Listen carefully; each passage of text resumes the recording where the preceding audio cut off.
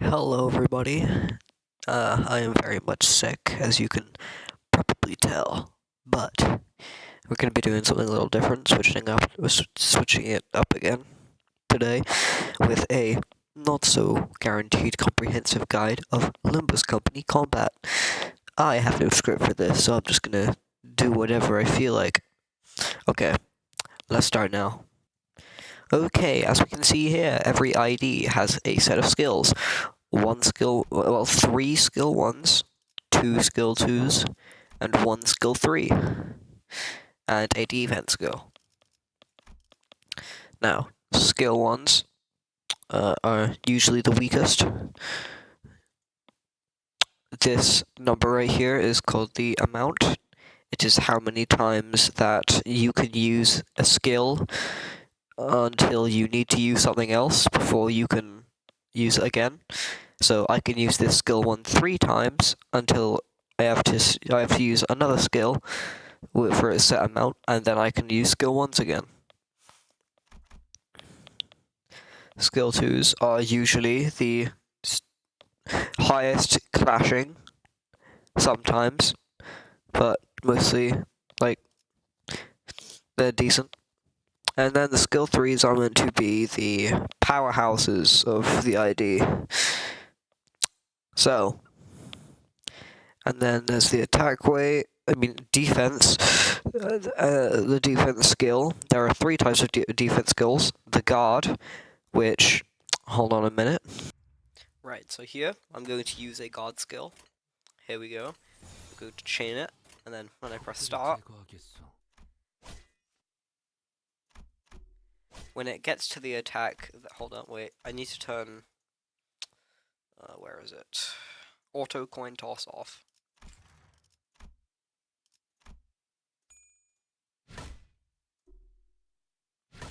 And when it gets to the attack that it's guarding, it will roll this coin, and then I will gain shield equal to the number I rolled.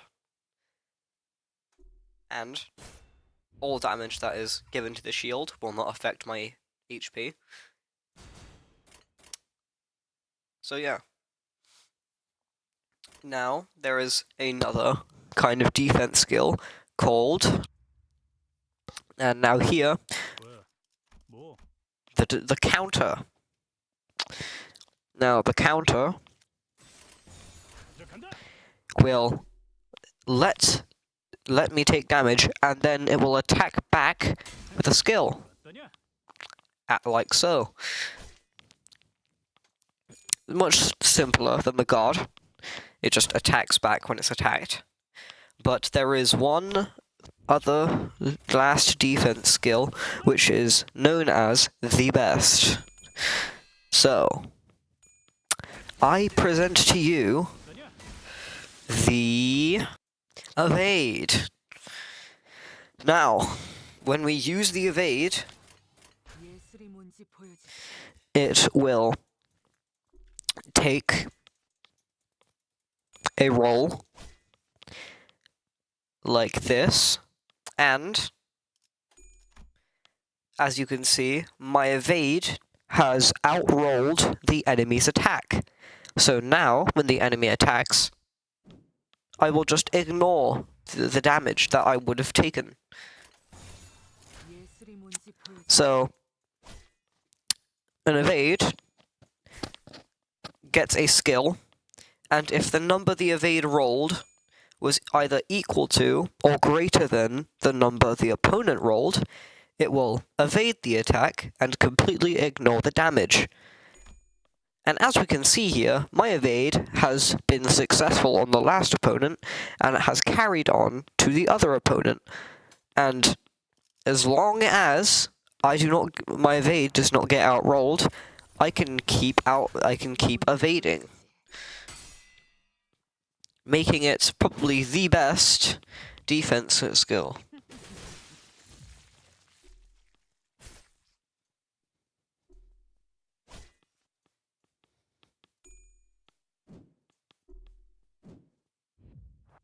So now that we understand defense skills, I will now go to the part that most people get driven away from this game for, and that is the combat. So, I will run you through the basics of combat. As you can see here, my Yisang has 1 skill 2 and 1 skill 1.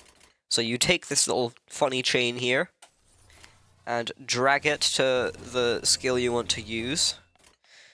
I will use the skill 2 and press start. Now, the number you see flipping around in these boxes is the base power of a skill. Not this one. We'll get to that later. Actually, no, ignore that. Yeah, so... God damn it, I'm so slow. Okay. Yeah, we'll just let him attack here. Right. So this number you see flipping around is the base power of a skill. It is the number that is it's just there. It's just there for a skill. And the number you see above it is its coin power. Now, if the opponent lands heads on this coin, the coin power will be added to the base power, which means if he lands the coin, which he doesn't, he would have a final power of 6. Now, coin number is very important. I'll just let this turn go by.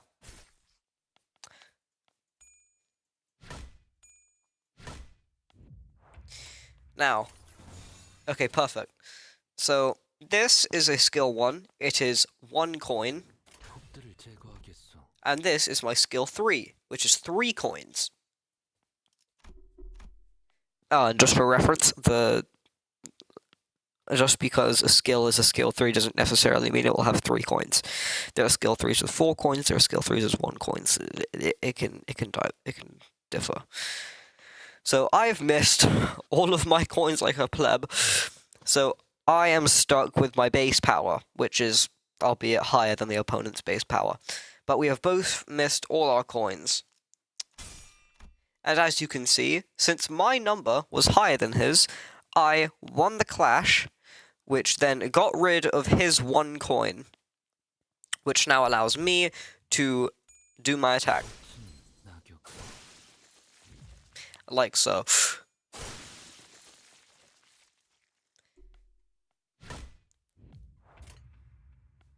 So, if I do chain these again, this opponent has 2 skills, 2 coins, and he has landed tails on both of them, giving him a final power of 3. I have landed heads on mine, giving me a final power of 10. So now that I have won that 1 clash against him, he loses 1 of his coins, now leaving him with only 1, where he still lands tails, and since mine is higher than his, I win the clash, and since he's run out of coins, he can now no longer clash with me, so I get to use my attack on him. It looks diverse, but it looks complicated, but then you get to understand it, and it's really not. And as you can see, the opponent is now using a guard skill. It rolls 4, so he has 4 shield. But guard skills, as you can see here, do not necessarily guard that well, because they can be broken rather easily, since the amount of shield you get from them only depends on how high that the guard actually rolled. So, yeah.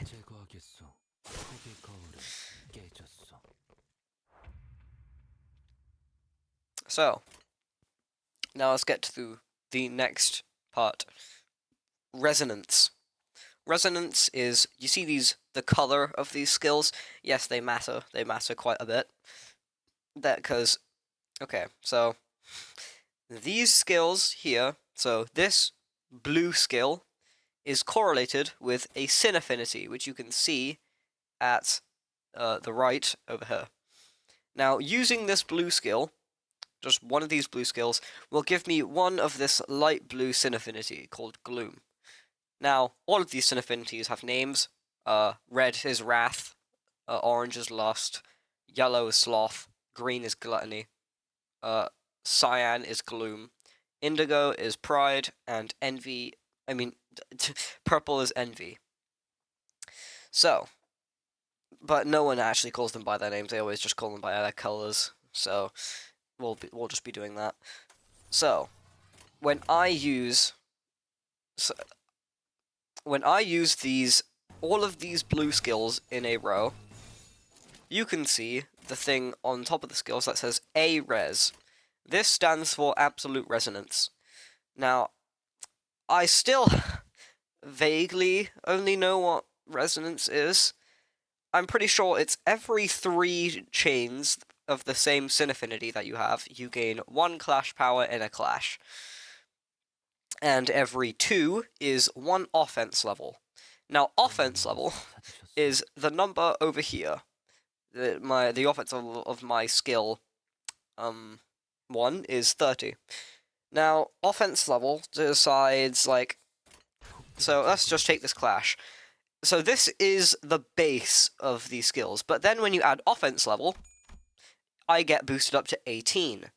That's because for every 3 offense level difference between you and a clashing opponent, that is equal to 1 clash power for the person with the higher offense level.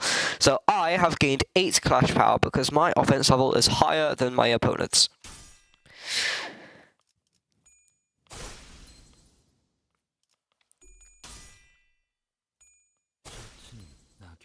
And as you can see, the Absolute Resonance is indeed having an effect here, because I am having greatly increased damage. And now, you remember that I only had 3 Gloom Sin affinities before I started this combat round. Now that I have used 5 Gloom skills, I now have 8 Gloom Sin affinities, because I've used 5 of these, and to every 1 of these I use, it adds 1 to the correlating sin affinity. And sin affinities can... Okay, give me a sec. I don't have wrath. Yeah, I can't use my ego. Give me a second. Okay, here we go. I'm gonna just get some sin affinities real quick. Okay. Now, if you hold down on a sinner's portrait once you have enough sin affinities, then you get egos. Since I have enough ego resources to use Don Quixote's base ego, just double click that, and you now have her base ego. And these are how you get the big numbers for clashing, because base egos just so happen to roll pretty high. And these are practically the closest you can get to using ults.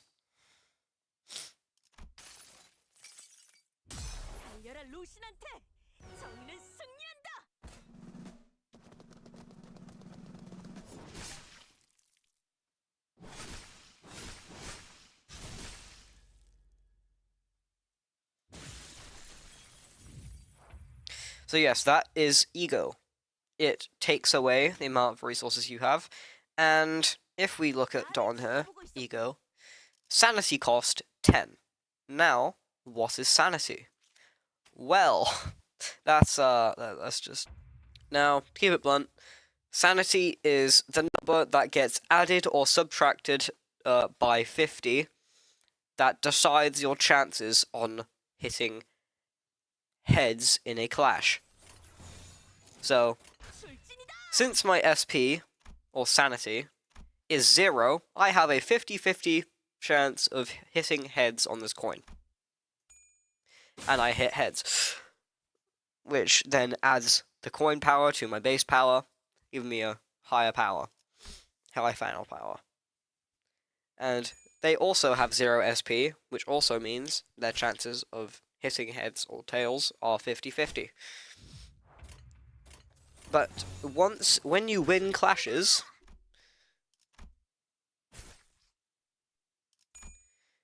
you gain 10 sanity. But of course, once you get to max sanity. So now I'm at the max sanity, 45. And of course, as I've said before, 45 doesn't guarantee you're going to land heads, even though it's the max sanity. Because I'm sure you know, 45 plus 50 is not 100, it is 95. So, there is still a 5% chance that I roll tails. And if it was negative 45, there would be a 5% chance that I roll heads. So you are never guaranteed to either roll heads or tails on a coin, which is evident in many, many fights.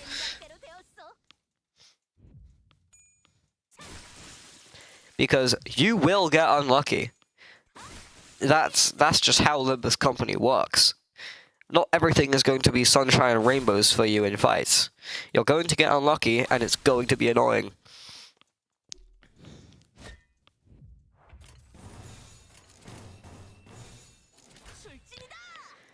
But that wraps it up for SP.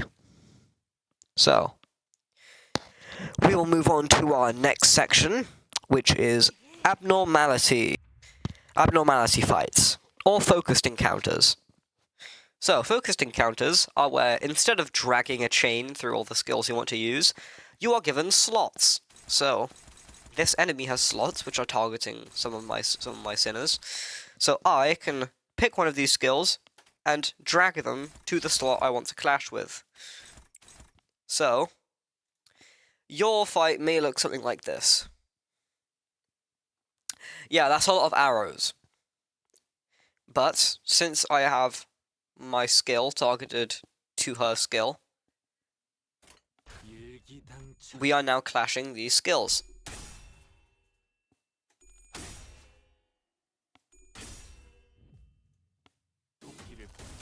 And, just because, I'm going to lead us to unbreakable coins. As you can see, I clearly won that clash. I've rolled higher than her on all of our clashes, yet she is still attacking me. How? Unbreakable coins, the bane of my existence. These funny red coins, when you lose a clash, you don't lose the clash. So, when you lose all your coins, you don't lose all your coins. And the opponent, of course, attacks first, because they won the clash, but you then